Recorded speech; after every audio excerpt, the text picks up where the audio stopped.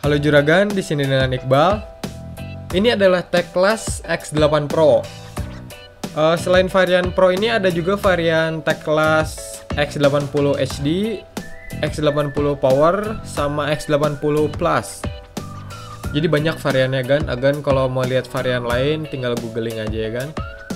Jadi yang saya review di sini Teclas X80 Pro ya kan. Teclas terkenal dengan produk tabletnya yang murah, tapi spesifikasinya tinggi kan.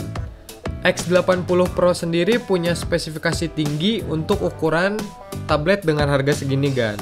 Layarnya berukuran 8 inci dengan resolusi 1920 x 1200 dengan panel IPS. Prosesornya Intel Atom X5 Z8300 quad-core 1,4 GHz up to 1,8 GHz. Jadi prosesornya ini kebut banget. GPU-nya Intel HD Graphic generasi ke-8.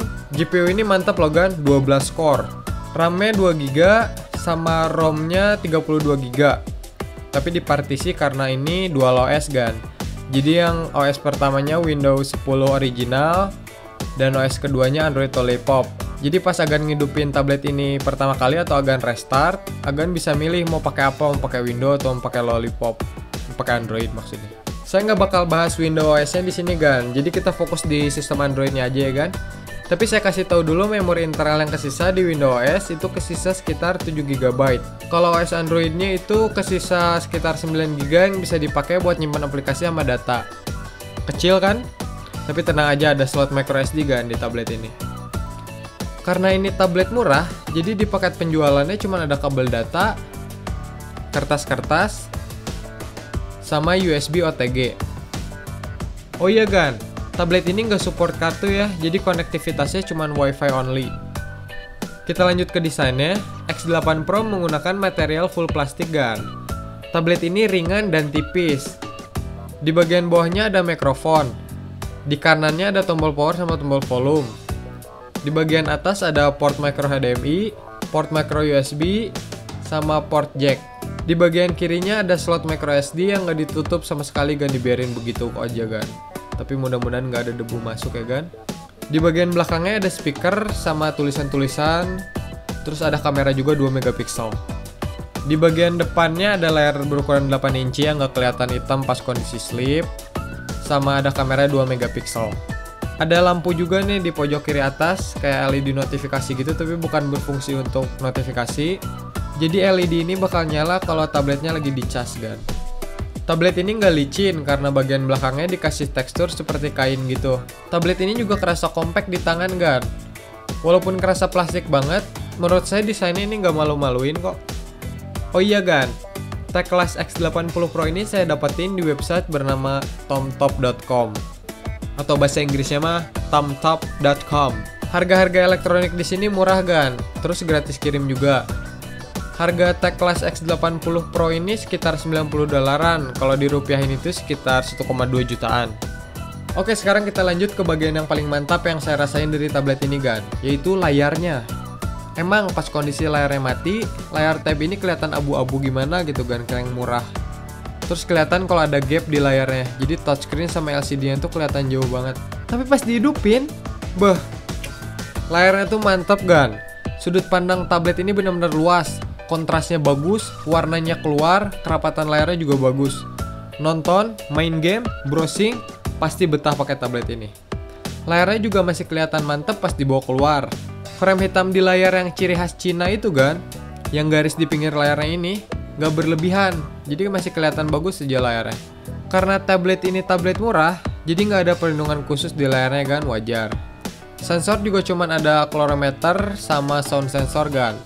Tapi nggak masalah ya kan, karena tablet ini emang diperuntukkan untuk multimedia sama kerja, bukan buat main VR yang kayak gitu-gitu kan. Karena kita cuma bahas Androidnya, jadi di UI-nya ini stok Android banget kan. Tepatnya UI stok Android Lollipop 5.1. Nggak kayak produk Cina yang abal-abal, tablet ini nggak ada bloatware sama sekali kan. Malah pas pertama dihidupin juga aplikasi Google cuma ada Play Store sama Gmail kan. YouTube yang kayak gitu nggak ada. Tablet ini nggak punya tombol fisik, jadi tombol virtual yang Agan dapat. Tombol virtualnya juga rame banget kan ini. Ada screenshotnya, terus ada pengaturan volume, terus sampai ada pilihan opsi. Tapi emang mempermudah sih, bagus juga ini idenya. Gimana dengan performa UI-nya? Smooth banget kan? Benar-benar ringan dan minim animasi. Jadi buka-buka aplikasi sama multitasking tuh enak banget. Kerasa wuz. Layarnya udah bagus. UI-nya ringan terus kebut. Gimana dengan performanya? Dari awal saya udah yakin sih performa tablet ini bakal bagus.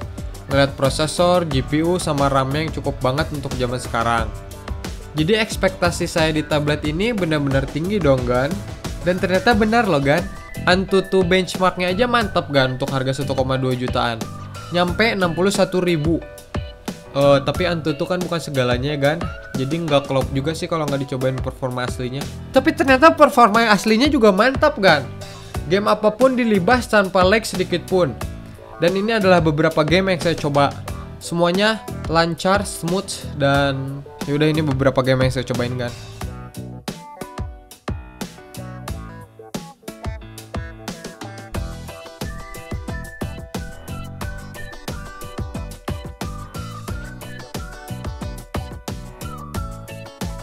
Kalau dipakai main game agak lama sih suhunya agak panas kan. Tapi mengingat Intel wajar ya kan. Terus ini nggak terlalu mengganggu kok. Oh iya kan, jangan nanya kenapa di SIM saya duitnya banyak banget ya kan. Ini pakai cheat. Oke, sekarang kita absen dulu kan. Tablet mantap itu layarnya harus mantap. Oke, udah. UI-nya kebut terus ringan. Udah juga. Performa gaming sama multitaskingnya mantap. Itu juga udah. Berarti tinggal baterainya aja kan. Kalau baterainya juga mantap, berarti tablet ini benar-benar perfect kan. Tapi pas saya lihat di spesifikasinya, baterainya cuma 3800 mAh. Terus layarnya juga resolusinya gede. Prosesornya Intel lagi, boros banget kan itu. Dan bener aja kan, baterai tablet ini bisa dibilang boros. Dipakai main game terus-terusan di mode Android cuman kuat 3-4 jam, terus udah minta cas lagi. Tapi untungnya kan, tablet ini ngecasnya cepet banget. Dari baterai 14% ke 100%, pakai charger dengan output 2 ampere, saya pakai yang Xiaomi. Cuman 1 jam 10 menit doang. Mantap. Kalau di mode Windows saya belum nyobain sih guys, soalnya nggak tahu mau dipakai apa juga. Saya biasanya kalau pakai Windows di komputer atau di laptop. Tapi ya sudah lah kan, nggak mungkin juga 1,2 jutaan dapat tablet serba mumpuni. Kurang di baterai mah wajar lah. Masih ada power bank juga kan. Mending baterainya yang kurang daripada layarnya dibikin jelek, ya nggak?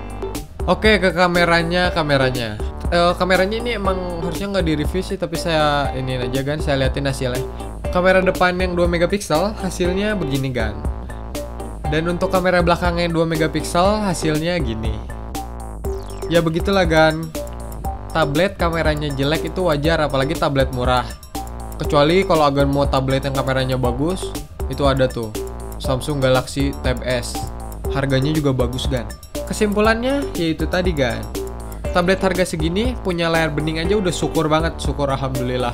Apalagi dikasih DualOS sama performanya yang bagus. Kekurangannya sih cuman di baterainya yang boros itu tadi. Tapi nggak bikin saya nggak rekomendasiin tablet ini ke agan-agan. Saya masih ngerekomendasiin banget tablet ini kan. Apalagi buat agan yang lagi cari tablet multimedia murah tapi nggak murahan, berkualitas pokoknya. Saingan Tab ini tuh sebenarnya ada kan? Ciwi Hi 8 kan. Saya belum pernah coba, jadi saya belum tahu kayak gimana performanya kan. Ya jadi buat agan yang pengen beli tablet ini di tempat yang sama kayak saya, cek di kolom deskripsi ya kan. Dan mungkin segini aja yang bisa saya kasih tahu tentang Tech Class X80 Pro. Gimana pendapat agan? Komen di bawah ya kan. Kalau suka videonya inget kan, di like. Terus makasih juga udah nonton. Kita ketemu lagi di video selanjutnya. Juragan Tekno cabut. Thank you gan.